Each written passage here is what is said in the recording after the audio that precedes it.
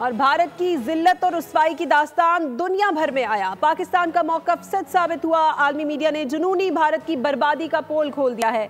अमरीकी ओहदेदारों ने राफेल तैयारों की तबाही की तस्दीक कर दी है।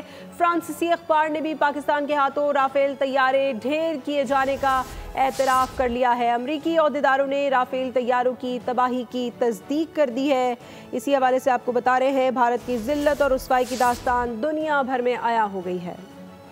दुनिया ने माना, पाकिस्तानी मौक़िफ़ को सच जाना।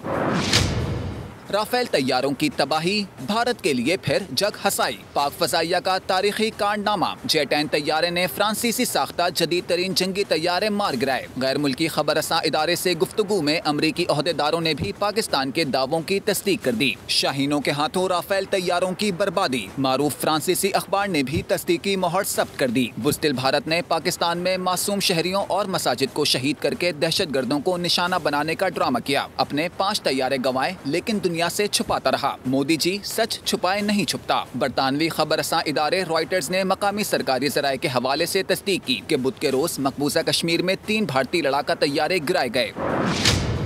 CNN ने भी कहा कि भारतीय फ़ज़ाइया का जदीद जंगी जहाज राफेल पहली बार जंग में तबाह हुआ। जारियत पसंद भारत दुनिया भर में जलील और रुस्वा। शाहीनों ने भारतीय सुरमाओं का गुरूर चकनाचूर कर दिया।